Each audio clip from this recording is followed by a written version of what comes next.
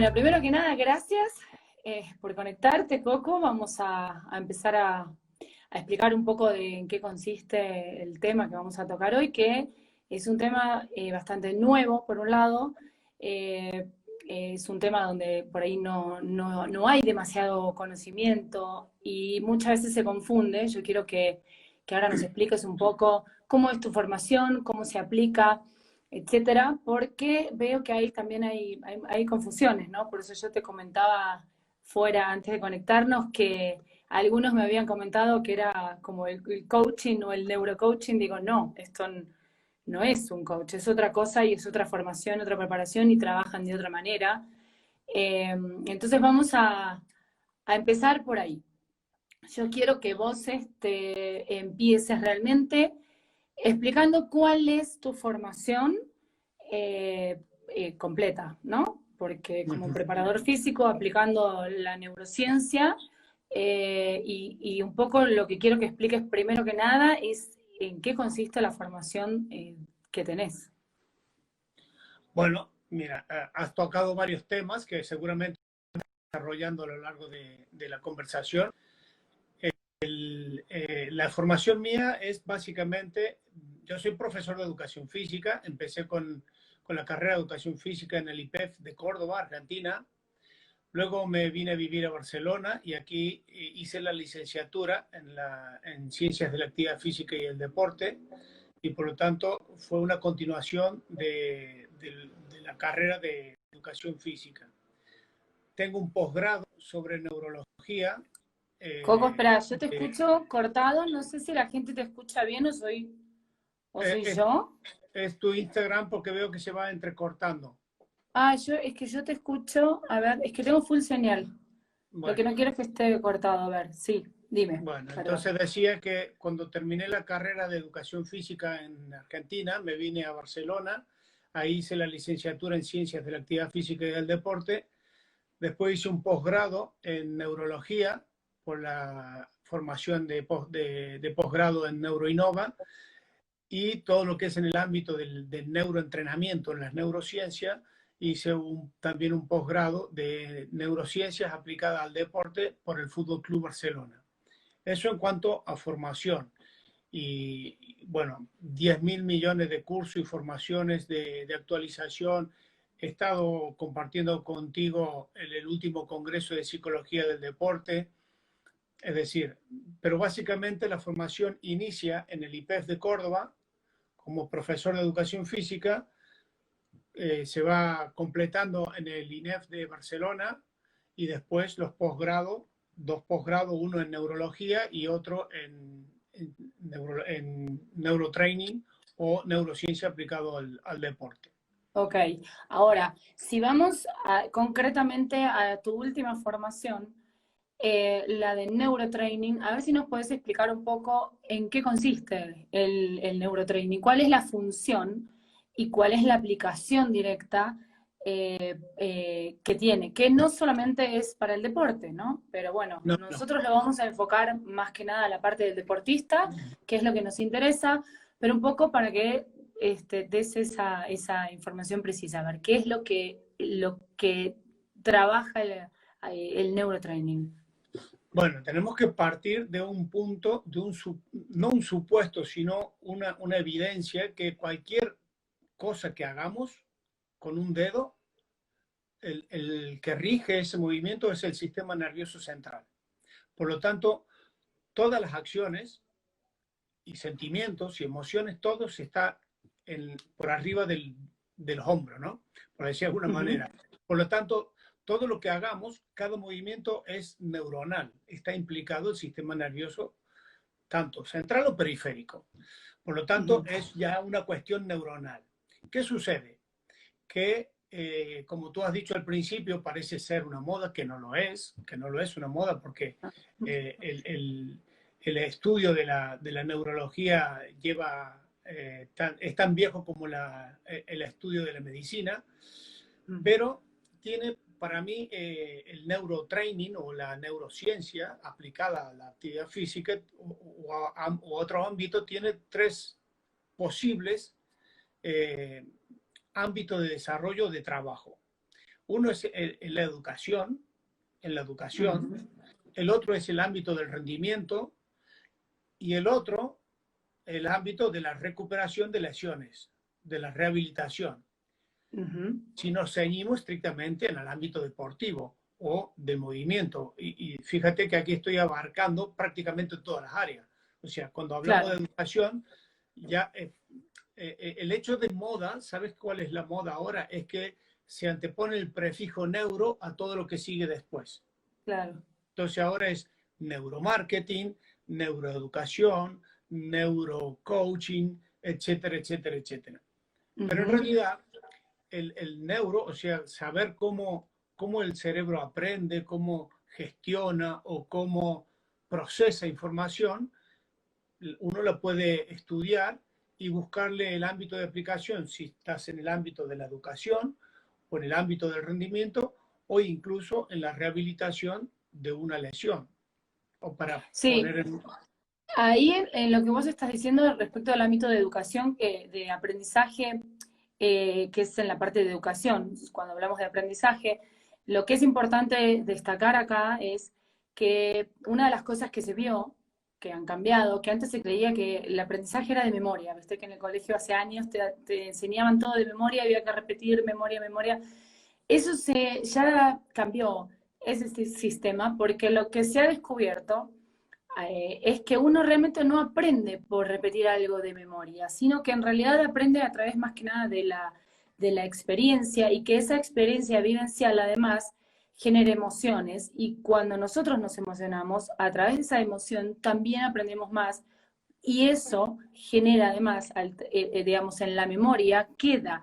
Por eso nosotros nos acordamos sobre todo de las cosas que a nivel emocional nos han causado una emoción grande, ya sea buena o mala, pero eso no se olvida, precisamente por eso. Cuando uno no siente o no tiene el ámbito adecuado y no llega a sentir una emoción determinada, porque es algo que en realidad pasa como muy como sin importancia, un estímulo que no nos genera realmente una emoción importante, lo olvidamos, porque deja de ser esa, no queda en la memoria, ni a corto ni a largo plazo. Bueno, a corto sí, pero a largo plazo no queda. ¿Ves? Ahí está. ¿Ves? Ahí has dado en la división o las partes de la memoria, una memoria a corto plazo y una memoria a largo plazo. En Ujú. realidad necesitamos trabajar la memoria porque hay un componente que si se daña ese componente neuronal que nos permite recordar dónde está nuestra casa, estamos en un ámbito de la patología del Alzheimer, por ejemplo. Ah, Entonces, volviendo al ámbito educativo, es verdad que antes se implicaba demasiado la memoria repetitiva, que es la que conducía el sistema de entrenamiento de educación de entonces. Ese paradigma evidentemente ha cambiado para bien. Y ahora ojo que estamos ante una sociedad donde los inputs que le llegan a los chicos son ujú, demasiado. Y la escuela tiene esa función de seleccionar un poco, de hacer selectivo la transmisión de contenido, que aún estamos todavía muy lejos de alcanzar lo que sería el ideal, que no sé cuál es el ideal, pero desde luego meter 30 alumnos entre cuatro paredes, horas y horas y no horas, es. no es Ujú, el ideal. Desde ahí, en eso seguro que estamos todos de acuerdo. Y luego cada sí, alumno, cada persona, tiene un sistema de aprendizaje totalmente distinto. ¿Y claro. cómo incorpora, como tú has dicho, cómo incorpora en la memoria para ser recordado la emoción es el que sella el aprendizaje? Sí, ¿Sí? ahí Ale de Carlo pone por emoción y por repetición graba. Sí, en la repetición hay que hacer una salvedad. La repetición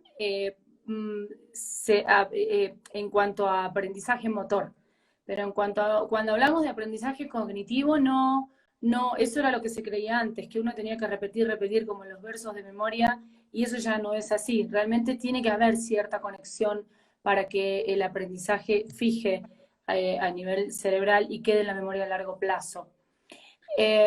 Ojo con el aprendizaje motor también, es decir, hay aprendizajes motores que no requieren tanta repetición, requieren unos cuantos intentos de ensayo-error, requieren de introducir elementos de atención, introducir elementos de acompañamiento, introducir inputs visuales. Es decir, cuanto más input haya y más atento esté en la persona que está aprendiendo una destreza o el interés que uno ponga en la destreza, le llevará menos tiempo. Hay Ahora veces eso, sí. Ahora eso que estás diciendo específicamente, ¿cómo si lo trasladamos a un deportista, cómo lo llevaríamos a la práctica? Porque yo lo que quiero es llevar esto específicamente al ámbito deportivo, ¿no? Entonces, cuando vos trabajás con un deportista, qué es lo que le trabajás? ¿Ok? ¿Qué áreas? Y y de qué manera. Yo quiero que expliques eso en un lenguaje además para todo el mundo, para que la gente que no trabaja en neurociencia o que sea psicólogo y tenga algún tipo de conocimiento específico neurológico lo pueda comprender. O sea, que cualquier persona te escuche y diga, ah, mira, esto sirve para tal cosa. Entonces, eh, eso para empezar, ¿no? O sea, ¿cómo aplicás vos la neurociencia, en este hay caso, que en el ver, hay que ver entrenamiento? que el deportista tiene varios ámbitos, ¿no? Un ámbito es el técnico y otro es la preparación del cuerpo para ejecutar una acción técnica. Hay deportes que son extremadamente técnicos, como la gimnasia rítmica o la gimnasia artística, el patinaje, etcétera, etcétera. Esos son extremadamente técnicos y otros que son de situaciones que no requieren de una técnica muy depurada, pero sí una estructura para resolver con eficacia los retos que se le plantea las situaciones donde se encuentra. Entonces, Tenis. en ambos casos, para mí, en ambos casos, desde el punto de vista de la neurociencia o el neuroentrenamiento, es implicar al deportista en la búsqueda de soluciones, no darle la solución, cómo debe hacer las cosas, sino abrirle el abanico de posibilidades, que él encuentre el abanico de posibilidades a través de una serie de acciones, preguntas, ¿cómo lo harías? Si te has sentido bien, ¿cómo has sentido este golpe? Por ejemplo, yo que estoy en el ámbito del tenis, suelo preguntar muchas veces, ¿cómo te sentís después de este golpe? ¿Lo sentiste en la mano? ¿Lo sentiste en el brazo? ¿Lo sentiste en el cuerpo? ¿Lo sentiste en la rabia? Sí, hay que inducir a que el deportista participe del proceso implicándose neuronalmente, conscientemente, emocionalmente, motrizmente. Es decir, no Ahí, da... ahí te voy a hacer, me gustaría hacerte una pregunta específica en lo que estás diciendo. Porque muchas veces entendemos como si la persona que trabaja o que aplica neurociencias supliera al psicólogo deportivo.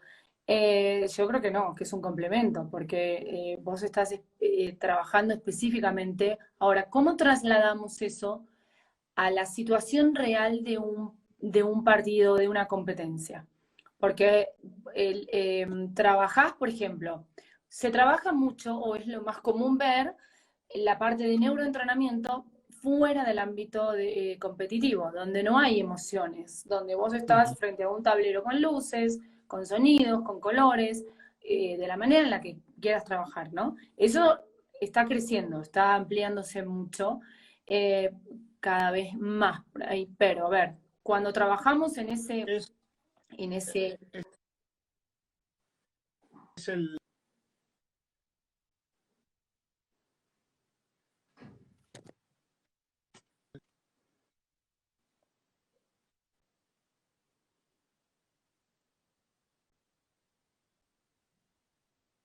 Ahí yo te perdí.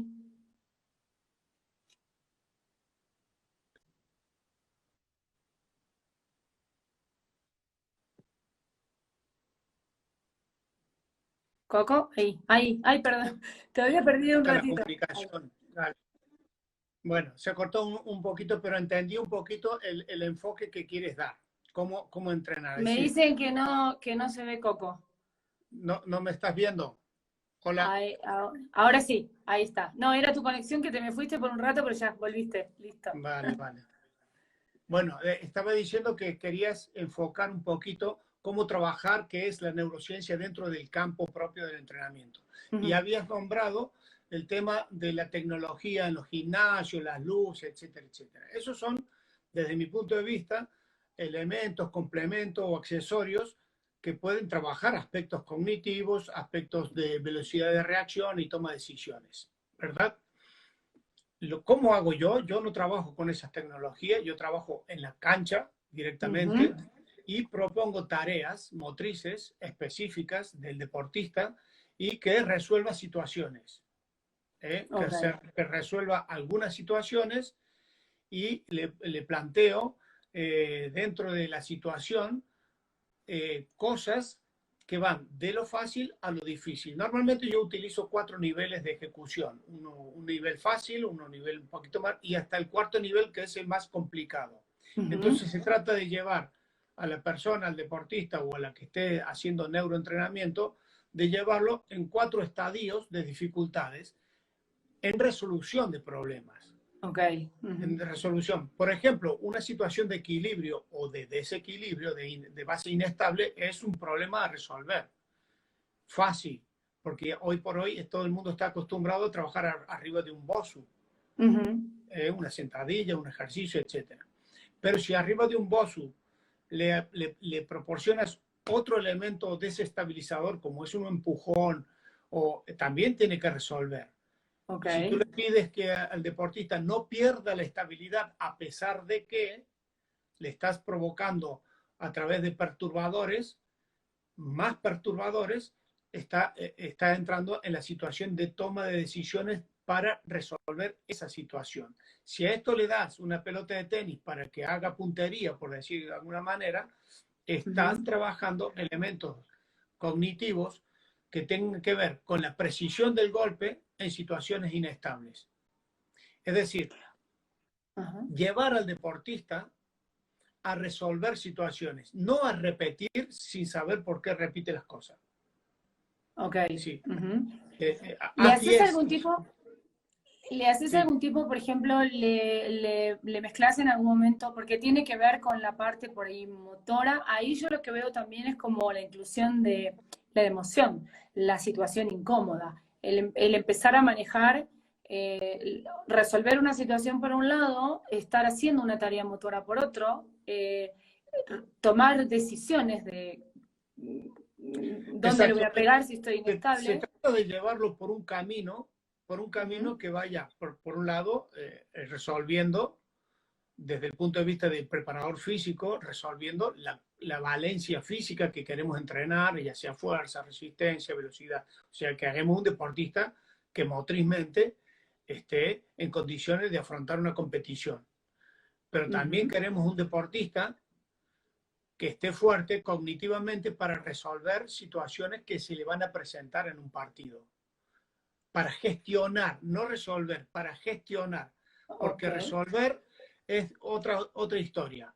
Yo creo que la palabra justa sería para que gestione un Sí. entorno que no le es favorable, por ejemplo. O incluso, si es un entorno favorable porque está ganando el partido holgadamente y entonces que gestione ese momento y que no se venga abajo la confianza porque va 3 puntos por arriba.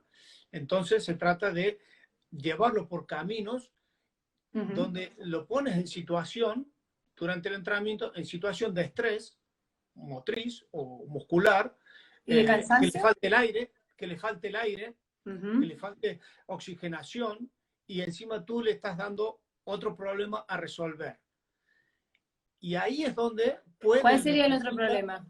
emerger la emoción, el enfado, la no resolución, el abandono de la tarea.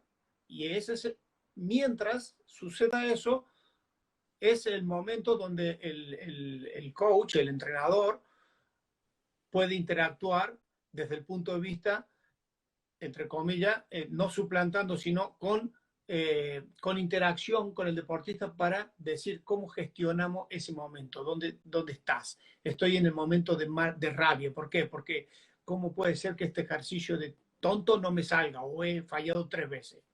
Y entonces ahí es donde tú entras. Yo entro, no tengo el psicólogo al lado, pero entraría el psicólogo en ese momento Ok. para gestionar Ujú. eso, para gestionar.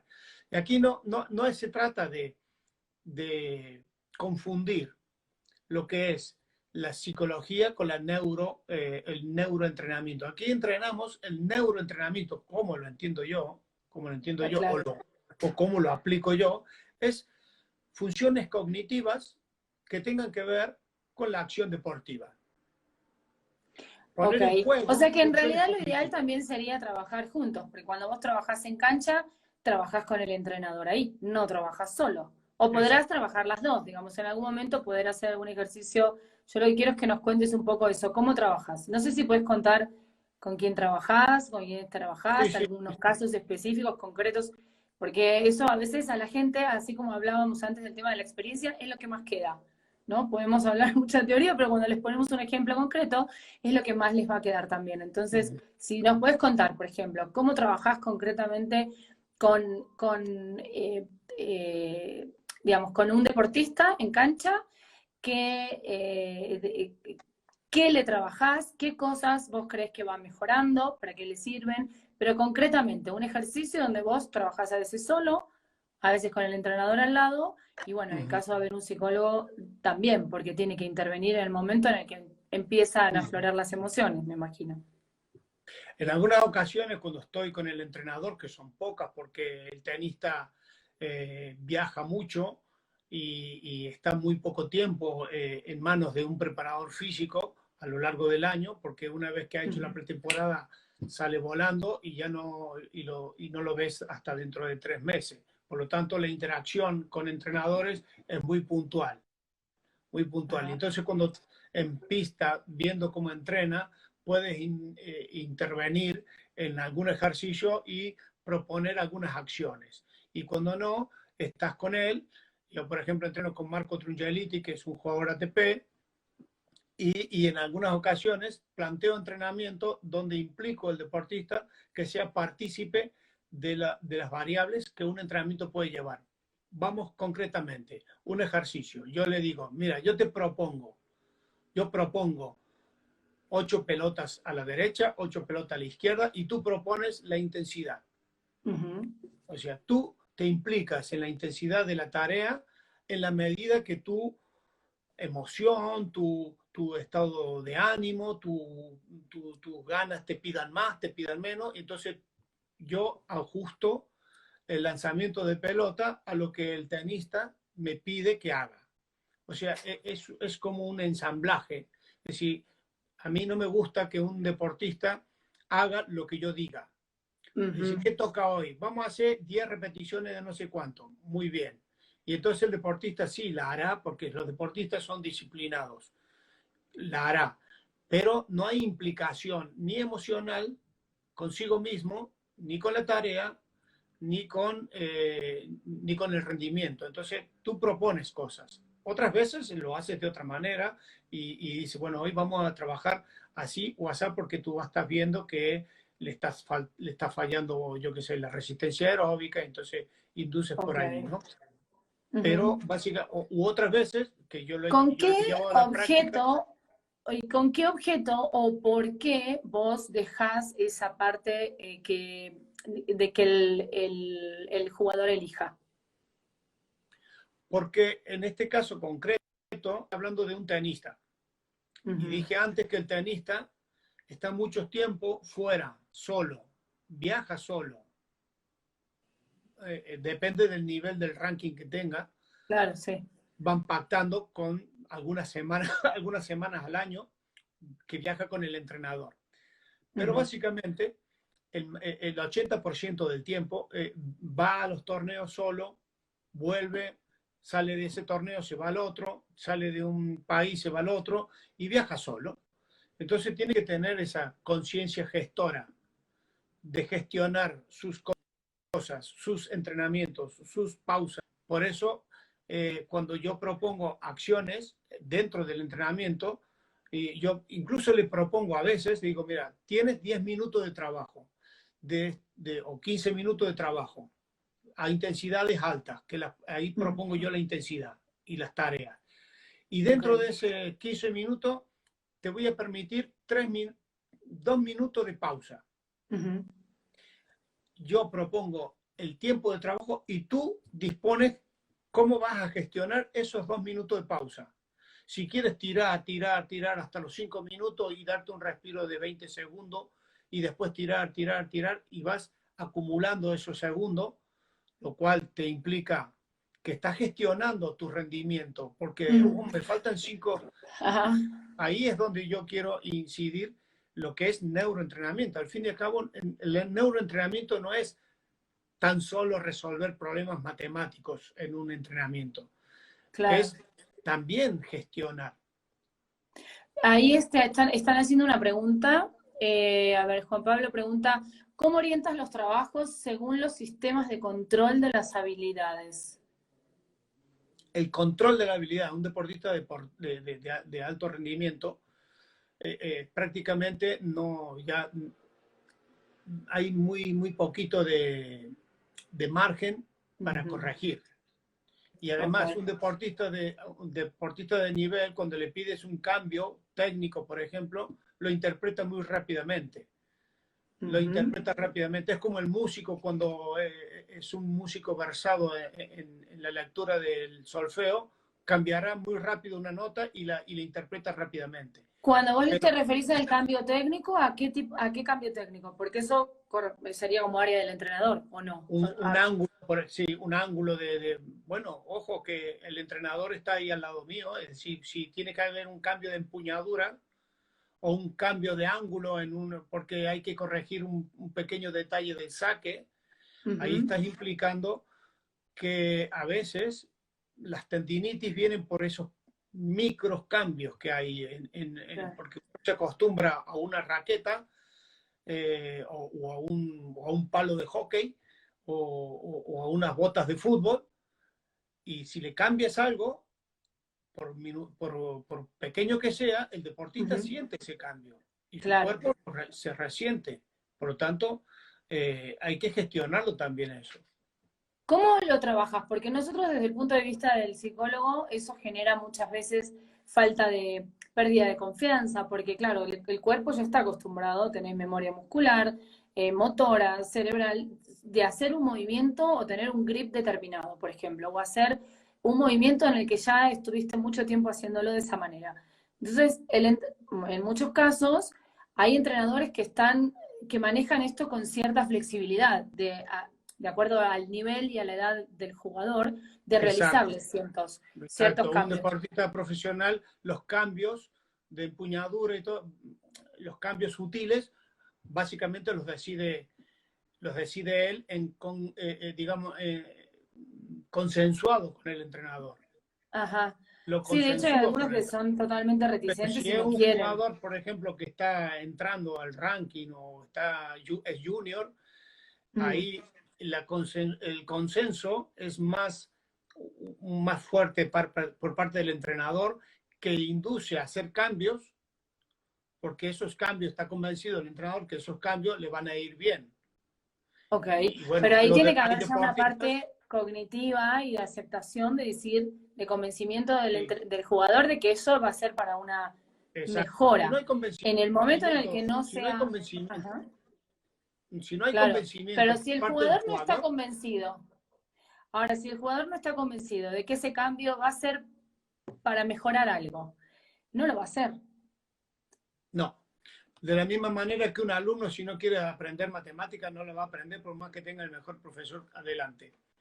Claro, Exactamente exacto. igual. Sí. Lo que sí tiene que hacer el entrenador o el coach, o llámale como quiera, en definitiva todos somos coach, eh, lo que tiene que hacer es no convencer, sino hacerle probar distintos modos, distintas técnicas, distintos movimientos y encontrar en dónde se encuentra más cómodo el deportista. Por ejemplo, Claro. si yo tuve un tenista, un chico que tenía 16 años y hacía revés a 2 manos. Y un día le propuse hacer revés a 1 mano. Y a ver cómo te sale. no me lo cambies. No te lo quiero cambiar. Quiero que tú pruebes a ver cómo te sientes. Igual Ujú. te libera algún movimiento. Empezamos a trabajar. Pero a partir del convencimiento de él, es decir, primero no, reacio, dice, vamos a trabajar un poquito. No es porque yo te lo quiera cambiar, sino quiero proponerte variables, una Ajá. variabilidad. Y entonces cuando tú propones variables, el propio deportista se sentirá cómodo o incómodo. Acabó jugando al tenis con un revés a una mano, porque al final se sintió más cómodo. Pero no fue una imposición de mi parte. Yo le Ujú. invité a que probara, a que probara. Por lo tanto, uno tiene que invitar, es como invitas a comer algo a alguien Salir de y la dice, zona no, de a mí no me confort gusta la sería. verdura. Ajá. Probala, probala. ¿Qué Sí. tal te sale? Entonces, es un arte, entrenar es un arte. Es un Ujú. arte de diálogo, es un arte de, de mirar, de entendimiento, de consensuar. Claro. No es una ciencia, aunque nos basemos o nos sustentemos en la ciencia, en la fisiología, en la Ujú. neurología, en la psicología, nos sustentamos en ello, pero al final nosotros tenemos que engranar tantas cosas Ujú. y tenemos que hacer ese arte de, de consensuar. Y el Claro. consenso se ve a través de la propuesta. Tú propones a ver qué aceptación tiene tu cuerpo, qué Tiene que haber aceptación tiene además tu... una apertura, digamos, para eso. Exacto. Ahora, ahí, por ejemplo, ahí Ale dice algo que es cierto, es que es confianza lo primero en la relación. Claro que sí, si vos como maestro o guía o coach de alguien no tenés la confianza de la persona, no va a funcionar, no va a funcionar ni para el No. entrenador, ni para el preparador físico ni para el psicólogo. Lo primero que tenemos que establecer es la relación empática con la persona para poder lograr cambios. Y por otro lado, a ver, lo que es importante también nosotros, ¿no? Cuando trabajamos, tenemos que como observar la permeabilidad de la persona al cambio, a gestionar las cosas que necesite. O sea, hay gente que es mucho más reticente al cambio por una cuestión de confianza, de inseguridad, de no querer salir de esa zona de confort. ¿Cómo trabajás vos esa parte en la persona o esa personalidad del jugador que tenés enfrente, en los que algunos son mucho más osados y hay gente que no tiene miedo a equivocarse, a cometer errores, a que no les salga algo y volver a intentar, se tiran de cabeza casi en algún sentido, y hay gente que es mucho Hay más algunos, rígida.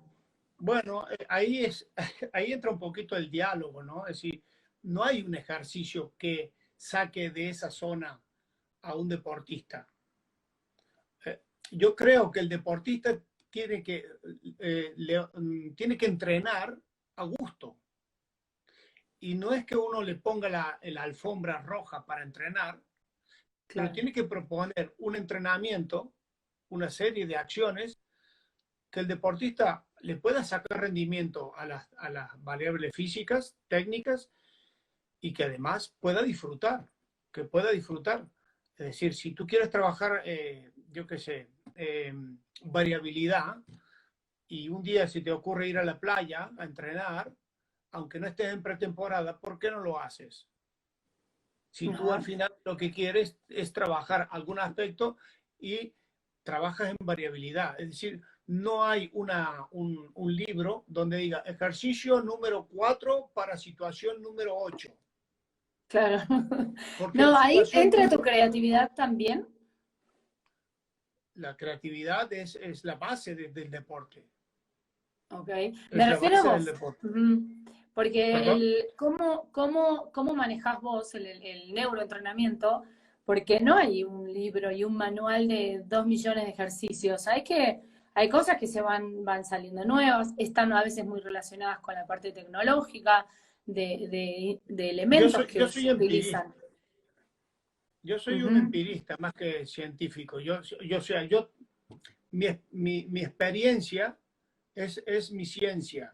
Si yo Ujú. tomo la ciencia, la estudio, la, la analizo, ya hay otros que la estudian y yo leo sus conclusiones. Si a mí una investigación dice que el ejercicio físico favorece el trabajo de la memoria, yo tengo que buscar ejercicios apropiados para trabajar la memoria. No lo voy a Ok. poner a correr arriba de una cinta para trabajar la memoria. Lo Ujú. único que estoy haciendo ahí es oxigenar el cerebro, pero yo tengo que proponer ejercicios que ejerciten la memoria. Si es un deportista que tiene que acordarse si un deporte de situación tiene que acordarse de algunas estrategias en básquet, por ejemplo, Ujú. tienes que estimular la parte de la memoria. Por lo tanto, yo debo inventar, crear un ejercicio, porque como tú dices, no hay un libro de neuroejercicios. Claro, sí. Hay, hay aplicaciones de FitBrain que la puedes bajar, que trabaje la parte espacial, trabaje la parte de la memoria, pero eso está en una pantallita del móvil. Claro. Ajá. ¿Cómo generás cómo generás que el jugador tenga eh, eh, digamos, la parte emocional como para trabajar? Que no te quede los ejercicios que vos le pongas para trabajar memoria, porque antes decías un poco el tema de ir manejando situaciones incómodas. Eso genera incomodidad y eso evidentemente va a sacar una emoción de molestia, negativa, de cansancio, de frustración, si algo no le sale tan cómodo. Va a tener que aprender a manejar esa situación incómoda que llevada a un partido en tenis, por ejemplo, permanentemente tienen que manejar esas situaciones incómodas. Ahora, de qué manera las trabajás vos? ¿Qué tipo de ejercicios les pones para lograr, además de esa, por ejemplo, estar en una base inestable, qué otras cosas les pones junto con un ejercicio? O sea, ¿qué cosas? Porque vos me comentabas antes Mira, el tema del el ajedrez, por ejemplo. sí. Bueno, por ejemplo, no, los deportistas por naturaleza son competitivos. Ujú. Entonces, si tú le planteas cualquier ejercicio, cualquiera, que haya un componente de competición dentro del ejercicio, será bienvenido. A ver si eres capaz de hacer tantas repeticiones en menos tiempo. Ok, Entonces, es como un juego, o sea, tú lo tienes que proponer. Yo a veces propongo, decir, bueno, una jugada de ajedrez para resolver una situación estratégica mientras está haciendo algo fitness, eh, lo tiene que hacer en un tiempo determinado. Hay un ejercicio que está por ahí en Instagram y está colgado, que es el deportista haciendo una parte, digamos, condicional, que es la parte de saltos. Tiene que correr unos 5 metros hacia un lugar donde hay un tablero de ajedrez, tiene que hacer una determinada acción y tiene que llegar con una pieza a un punto concreto. Por ejemplo, con el movimiento del caballo. ujú. Hace un movimiento, tiene que volver a hacer el ejercicio que yo le proponga, ya sea salto, saltar la cuerda, flex, un burpee, un militar, lo que sea. Tiene que volver corriendo y hacer la siguiente. Si se equivoca, tiene que volver. Mientras más veces se equivoque, más veces tiene que ir y volver. Mientras Ok, más rápido frustración. resuelva la situación, menos trabajo tendrá. Ahí es donde entra en juego, por ejemplo, la frustración cuando se empiezan a equivocar. Cuando se empiezan a equivocar, eh, eh, normalmente un error lleva al siguiente error. Claro. Y Ujú. el siguiente error cae en el otro hasta que no entran en razón, digamos, entre comillas, entrar en razón de que tiene que seguir concentrado para resolver esa situación. Este es del ajedrez es un ejemplo, pero hago muchos ejercicios de este tipo Ajá. donde tienes que buscar una pelota de un color que está escondida debajo de un cono y le tiene que ir y correr hasta allá, volver, destapar el cono, no está, volver, encontrarla.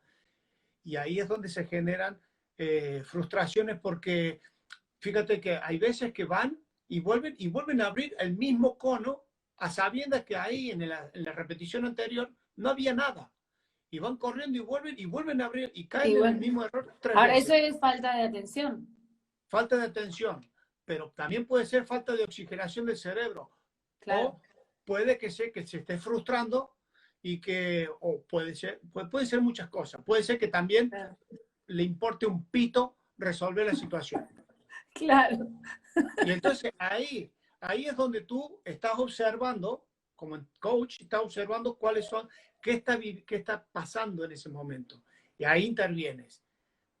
A Lo has ver, hecho más aquí tarde. ¿Por qué? ¿Qué pasó? ¿Estás cansado? Esta mierda de ejercicio no te sale, no sé qué. Perdón por el vocabulario. ya salió, ya salieron las emociones. No, bueno, pero es que eso es lo que les pasa realmente. O sea, el jugador cuando está frustrado. Y si no, no te dejan pelear cosas, es así. Y ¿Cómo, el pedirle a un cómo? jugador que no se frustre no es real. Va a existir la frustración. El punto es que vos manejes esa frustración y no te descontrole la frustración a vos para perder un partido por no saber manejar esa frustración, Exacto. que es la gran diferencia. Fíjate Aquí que te a sale una veces, pregunta. sí, dime. Ale pregunta, a ver, es que después pregunta si eso sirve. Dice, a veces el uso de patrones respiratorios junto con el trabajo o ejecutar imitando a alguien o desde una emocionalidad generada por imaginar una situación o que vea cosas o evocar y luego trabajar. Te pregunta si eso te parece que sirve. Claro que sí, yo lo uso a veces, por ejemplo, si es tenista, le digo ahora enfrente, mientras esté haciendo, imagínate una sentadilla. ¿Con quién estás jugando? Con Djokovic. Bueno, mientras estés haciendo la sentadilla, estás pensando en Djokovic, cómo juega, qué hace, a ver cómo haría esta sentadilla, más rápido, menos rápido, o un press de banca, por decir alguna. Bueno, nunca hago un press de banca con mi deportista, es raro que yo lo mande a hacer un press de banca, pero ¿Qué es si tú banca? estás, el press de banca es levantar la pesa con los brazos para trabajar pectorales acostado boca arriba. Ok, esto. Exacto. Sí, Bueno, pero imagínate que está en la máquina haciendo fuerza, que tampoco las uso, pero imagínate que tú misma estás en el gimnasio, fitness, cualquier persona que está ahí, le dices, bueno, aparte de trabajar la parte muscular y quiere la parte emocional, le puedes ir tocando cosas claro. que tú conoces de la persona o, o deseos que tiene la persona. Si yo digo, bueno, si la semana que viene hay torneo, pues ¿con quién te gustaría jugar? Imagínatelo, ¿te gustaría llegar a la final e encontrarte a Roger Federer? Pues bueno, Claro, ahora es el momento, estás jugando con él. ¿Qué sí. harías? Con pum, pum. Pero aunque esté haciendo, yo qué sé, un burpee, un Ajá. entonces ahí es donde, fíjate que a veces con los chicos más de junior, que trabajo en el colegio también, yo propongo retos coordinativos y Ujú. ahí se nota quién abandona la tarea porque no le sale y quién insiste en la tarea. Sí, Y claro. hay algunos que se quedan hasta el final y dicen, no, no, Coco, mira, mira, mira, mira. Ah, Y lo toman como algo personal porque es un reto. El reto, proponer retos, sí. para mí es un camino muy importante porque ahí lo agarras. Ujú. Mira, ahí alguien comentó, Juan comentaba justamente eso, la forma de progresar es mantener el desafío por sobre la frustración. Eso sí, estamos hablando, significa el reto. Y de hecho, yo ahí en la parte psicológica te voy como a profundizar en eso. Cuando no tenemos un reto, nos aburrimos. Y cuando estamos aburridos, no aprendemos cosas nuevas, porque nos estancamos en una situación, nos estancamos en algo. Y emocionalmente, cuando estamos aburridos, estamos bloqueados, no tenemos ganas de nada. En cambio, cuando hay un reto, y de hecho, una de las cosas que nosotros evaluamos como psicólogos, en las evaluaciones que hacemos, evaluamos el reto, el gusto por el reto que tiene la persona, porque cuando sabemos que cuando la persona tiene el gusto por el reto alto, lo va a llevar a ser más resiliente y a ser más desafiante consigo mismo y eso lo lleva a un progreso Y empieza a finalmente. desarrollar todo el aspecto de estrategias porque él no quiere perder ese Claro. juego, no quiere perder el reto, no quiere perder el desafío que le haga el profe o el compañero, o no quiere perder. Entonces, si no quiere perder y tiene el sentido de la competitividad alto, entrará a buscar estrategias de resolución. Claro, Y ahí lo que hay que tener cuidado es porque el que no la se confianza, frustra ¿sí? El que no se frustra y empieza a decir, no, no, es que este juego no me gusta, no, es que no Claro. gané aquí. Y empieza a buscar las excusas Sí. fáciles, porque en el fondo, lo que hay en el trasfondo es eludir la posibilidad de perder. Claro, no, y Y eso además es eso está muy relacionado con la autoconfianza, ¿eh? Porque en general exacto. la gente que tiene una autoconfianza en sí misma alta, eh, no le teme a ese reto y no le teme a seguir intentando. Entonces eso está como muy relacionado, por eso hay que ir trabajándolo de forma paralela. Ahora, volviendo a Marco específicamente, vos hace ya tiempo que trabajás con él, ¿no? Entonces, Sí. ¿qué ¿qué progresos, qué cambios viste vos en él? Que a través de la parte específicamente de neuroentrenamiento, ¿qué cambios y progresos, qué cosas podés notar? O decir, mira, esto le sirvió para tal cosa o ha mejorado en tal sentido. Bueno, eso es complicado de responder porque al final yo no apunto nada de lo que, o sea, uno puede saber si ha mejorado la fuerza de pierna a través de un test o la resistencia. Las Ajá, variables psicológicas, aunque las valores, un buen día hará todo lo que no ha hecho en los últimos 3 años. Pero, por ejemplo, yo sí que podría decir que es alguna apreciación muy personal que no está ni registrada ni cientificada. O sea, y yo me baso en lo que yo he observado. Al principio ujú, veía que el jugador tenía algunos lapsus, breves lapsus durante el juego, incluso micro lapsus, es decir, golpear la pelota y quedándose mirando la pelota como diciendo, oh, qué buena, que va esa. Y resulta que le devuelve y te agarra desconectado, ¿no? O sea, te ajá, agarró medio mirando, todavía estaba disfrutando del bolón que le tiró al otro lado y se quedó como microsegundos pensando en eso y cuando vino el otro lado lo agarró no estaba listo. contra. Y entonces yo esos pequeños lapsus los veía muy continuo al principio y ahora creo va mejor en ese sentido. Golpea la pelota y recobra la atención rápidamente. Ok, Eh, pero ya te digo, un buen día, por más que lo trabajes, puede que pase vuelva al inicio de todo, porque eh, al final todos vuelven donde ellos quieren estar, ¿no? Encontrarse a ujú, gusto con las situaciones. Y las situaciones son tan cambiantes, tan fluctuantes, y tú lo sabes mejor que nadie, que fluctúan segundo a segundo. claro. A veces Dentro de un mismo partido, además. exacto, exacto. A veces tienes el partido muy perdido, ya casi perdido, y lo acabas ganando. Claro.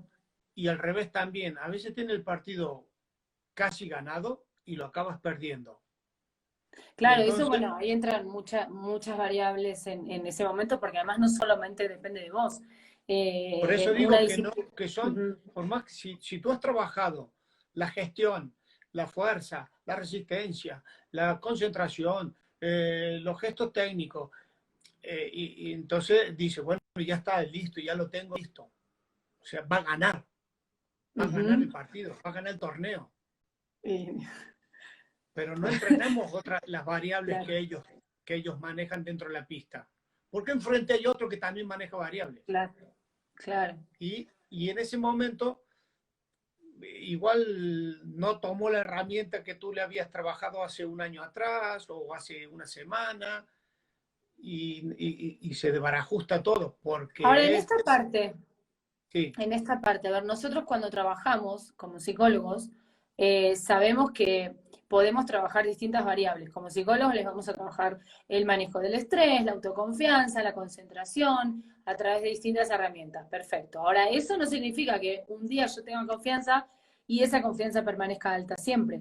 Todo ese no, tipo de variables psicológicas van a estar variando permanentemente a lo largo de la vida y a lo largo de un partido.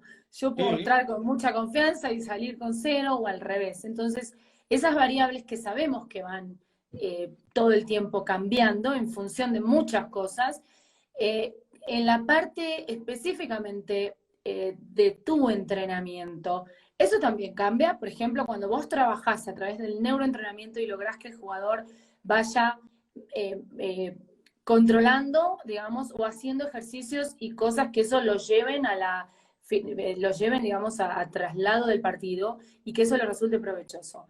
En ese momento, digamos, eso cambia también, hay un momento en el que lo hace y otro no, es como las variables psicológicas. Sí, sí, sí, sí. En un entrenamiento, los deportistas se lo plantean como si fuese una competición, y si Ujú. estás en un entrenamiento y tres bolas le fueron fuera, y en ese momento la dinámica emocional no es la adecuada para seguir trabajando el aspecto de ajuste, tirar la raqueta a la mierda y a lo mejor hasta el entrenamiento se va al carajo. Claro, Claro que claro. fluctúa, porque el entrenamiento es también una cuestión. Bueno, deportes individuales es trabajar con la persona, conocerla y, Ujú. y proponer muchas cosas que al final tú propones y él dispone, ¿no? El deportista dispone. O sea, es su ser el que está delante de la situación, es su ser el que está delante del reto, del desafío. Tú no sabes Hay si ha un, dormido bien, si no ha dormido bien, claro. si Ahora, ¿en qué momento vos podés ver, o sea, porque emocionalmente nosotros como psicólogos vemos cuando el deportista está más o menos permeable? Hay veces que si vos lo ves que no, ni le hables, porque sabés que lo que le hables le va a entrar por un oído, le sale por el otro, no hay, siempre la forma, el momento, es más importante que lo que vas a decir en sí, a veces. Hay que tomarlo muy en cuenta. Ahora, en la parte tuya, por ejemplo, ¿cambias el neuroentrenamiento o ejercicios de acuerdo al estado de ánimo del deportista? claro, por supuesto. Ujú. Sí, sí. Sí, sí, si viene con ganas de hablar y de hablar y de hablar y de hablar, lo tienes en una dinámica dispositiva para resolver una serie de situaciones. Pero si viene cabizbajo, cabreado, con dolor de la nuca porque durmió mal, o vete a saber, o comió mal, lo que sea, tú tienes que cambiar la dinámica del entrenamiento. Es decir, Claro, es un arte, entrenar es un arte. Tú vas con las ideas claras de cuáles son las variables físicas que quieres trabajar durante la pretemporada. Todo el mundo lo sabe, eso no hace claro, falta ser, bueno, hace falta ser un experto en entrenamiento para conocer todas esas variables.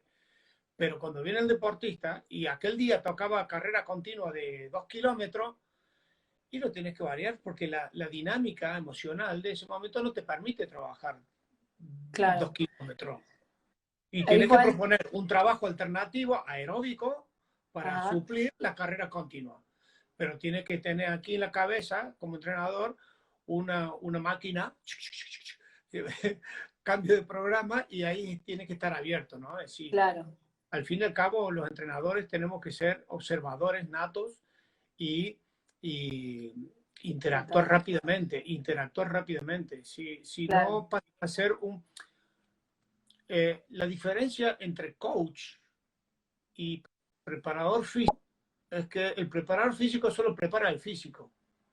El Ujú. coach, que aunque tenga mala prensa en la palabra, viene de origen de coche, Guiar de algo. coche. El Ujú. origen semántico de la palabra es de coche, de una localidad que se llama Kotsi en Bulgaria, y que Ajá. fabricaban carruajes de coche. Y el coach era el chofer, El que llevaba, el que claro, el que lleva. conduce. Y ahora, exacto, el que conduce. ¿Pero a dónde conduce? A donde diga el pasajero. Fíjate, Ajá. el chofer, De acuerdo a sus objetivos. el coach es el chofer del taxi. Yo estoy Ajá. aquí y sube el deportista al taxi. Buenos días, Claro, caballero, buenos días. ¿A dónde quiere que le lleve? Voy al hotel tal. Muy bien. ¿Quiere ir rápido? ¿Quiere ir lento? Y le vas preguntando cosas. Y tú lo llevas a donde quiere llegar él. Si él te claro. dice, no, estamos en Barcelona, quiero ir a Madrid. Muy bien. ¿Sabes lo que le va a costar? O sea, empiezas a diálogo. Sí. Pero tú eres el que conduce. Ujú. Entonces, el coach, olvídense de la dicotomía coach-psicólogo. Todos los que Sí, no. trabajamos con una persona Sí. somos psicólogos, somos coach, somos entrenadores, pero no preparadores, no preparamos, yo no preparo físicamente a nadie, soy un entrenador que busca las variables físicas, psicológicas o cognitivas para poner en marcha. El psicólogo también hace lo mismo, nada más que tiene sus herramientas, sus terapias, porque conoce lo que sucede y por qué sucede adentro. Y tiene elementos para entrar adentro. Yo no los tengo esos elementos. Yo ahí tengo está molestando. elemento... Diego, de Asturias. Mejor el coach que el psicólogo. Eso me lo pone a mí a propósito. No, Diego, no. Oíme, Coco, nos quedan 3 minutos. Bueno, Juan Pablo dice se complementan. Sí, lo que pasa es que, a ver, yo voy a hacer la aclaración, porque Diego lo pone, pero eso lo pone para molestarme a mí. El coach depende de qué nos estemos refiriendo, si es el coach como entrenador, o si es el coach que hace el curso de coaching. Eso es una herramienta, el coaching. No entremos en la moda, o sea, olvidémonos de la terminología de la moda. El coaching, exacto. todo eso, dejémoslo al lado. La esencia de coaching, la esencia de coachar, viene del año 1800, cuando en las universidades de Londres, un alumno del último curso de la universidad coacheaba a los alumnos que entraban. Se llamaban coach. De ahí derivó el campo del deporte. Un coach es no un guía, sino bueno, sí, en principio es un guía. Es un guía, en cierta manera, sí. Exacto, pero no en el término despectivo de moda. No, claro, tiene mala sí, prensa, eso se tergiversó un poco. Lamentablemente, pero el coaching como tal es una herramienta, o sea, nosotros lo podemos utilizar. Pero hay que saber qué herramienta usa, porque a veces si no sabes usar la herramienta, tiras al carajo a tu coaching. Claro, ahora eso tiene que estar enfocado en función de los objetivos de la persona, del jugador. Sí, sí. Siempre, y te digo yo que para ser un buen coach, hay que manejar datos. Hay que manejar datos de neurología, de fisiología, de psicología, de todo un poco. Y de todo un poco, emocionales. Y alejarse, Coco, alejarse se nos va de a cortar y no quiero que se nos quede así en la nada. nada. Y que sepas que la neurociencia tampoco es una moda. Estamos en peligro. No, claro, por eso te invité. Por eso te invité, para profundizar en el tema. Bueno, no quiero que se corte. Muchísimas gracias a todos los que se unieron. Coco, mil gracias. Seguiremos en contacto. Y bueno, nada, ya seguiremos tocando el tema que me parece sumamente había mucha gente aquí, mira, por lo que estoy viendo. Ahí, sí. Mira, justo se metió Paula, que es una psicóloga que está empezando a trabajar con esto también, excelente, de Chile. Así que bueno, le mandamos un súper saludo, ya lo verá después grabado. Gracias. Saludos a Lili Carlos, que veo también que es de Córdoba. Un beso, muchas gracias, Gala. Gracias, lo vamos a dejar subido en el muro, así que para los que no pudieron lo verán.